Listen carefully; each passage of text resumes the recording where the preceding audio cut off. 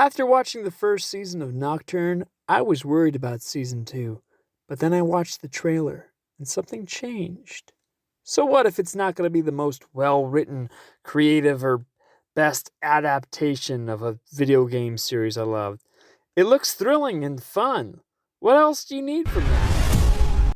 Maybe it could even save the series. I may have just been a victim of the, oh, hey, look, a shiny new trailer. But was I right? With fantastic action and neck-breaking pace, it reminds me of an old wooden roller coaster I rode a lot as a kid.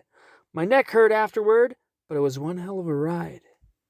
As for me, there was one big reason why I liked this season better than the first, and that was Dracula spelled backwards. Enter Alucard. Why not introduce the most fascinating character back in the series?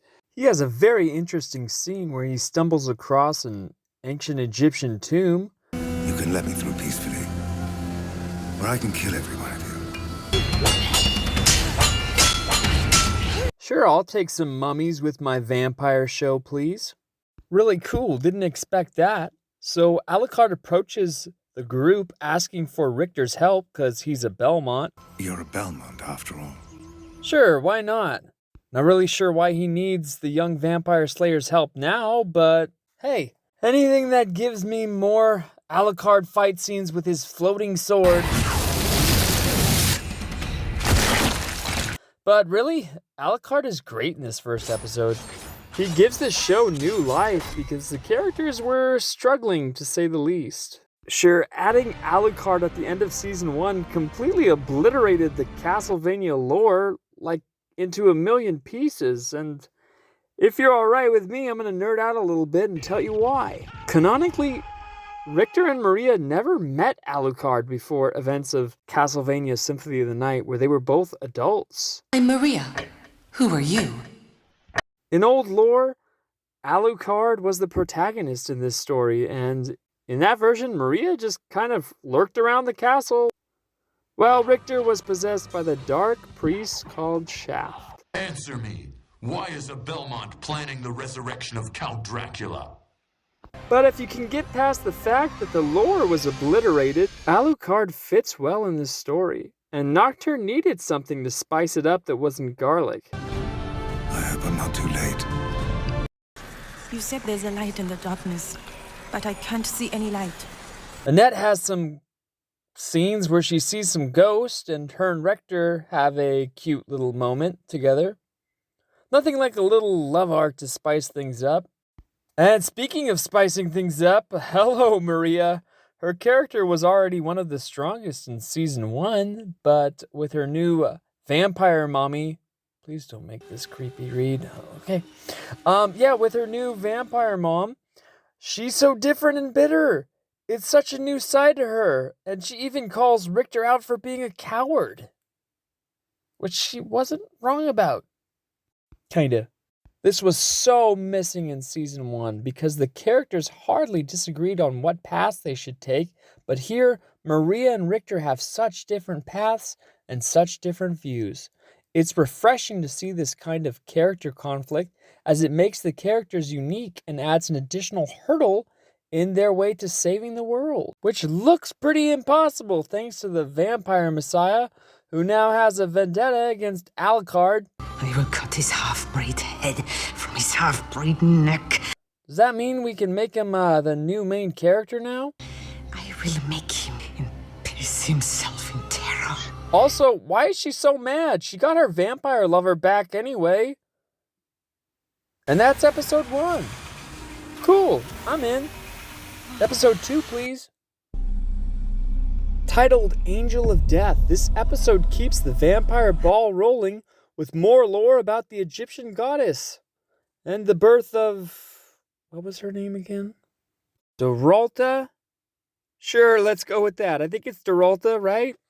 Anyways, we're given more of her story of how she became a vampire. I like that. We have 2 solid antagonists now, and their backstories are there to match.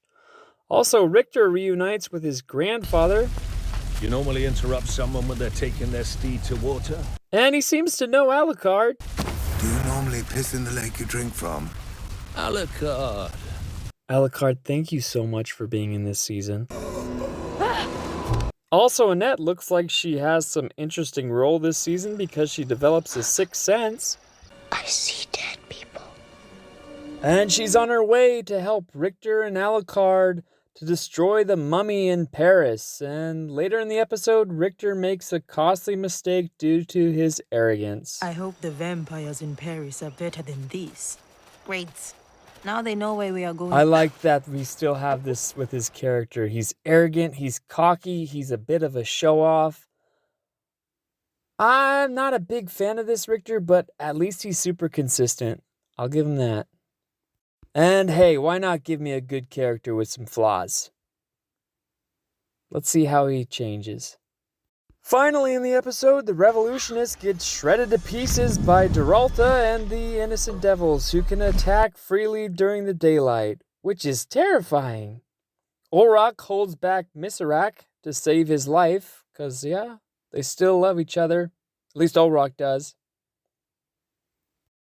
But my favorite scene was with Maria and her mother turned vampire.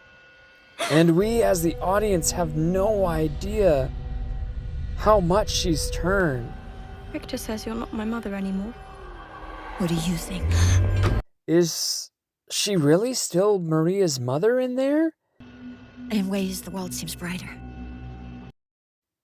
You can see the struggle with Maria as well. It's so well written and so curious.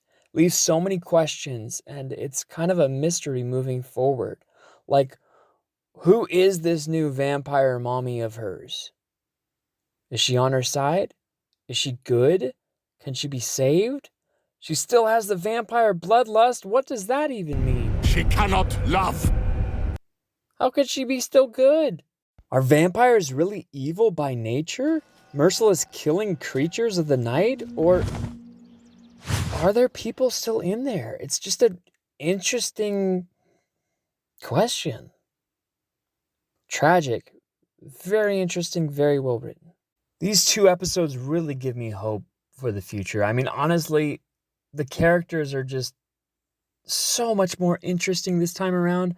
I feel like the action and the pacing is still very fast, but manageable and very interesting story arcs. Every character has their own set wants and needs, and I feel like in their own way they drive the story forward. I think Richter is still kind of one of the weaker characters, which is sad, but I want to see how he develops. And that's episode 1 and 2. I was originally going to make this for 4 episodes, 1 through 4, but it ended up taking too much time and I tired myself out. Please like and subscribe if you enjoyed this video, and even leave some hateful comments if you didn't. Those are fun too. Hope you'll join me for the next one. See ya. We're all part of the same story.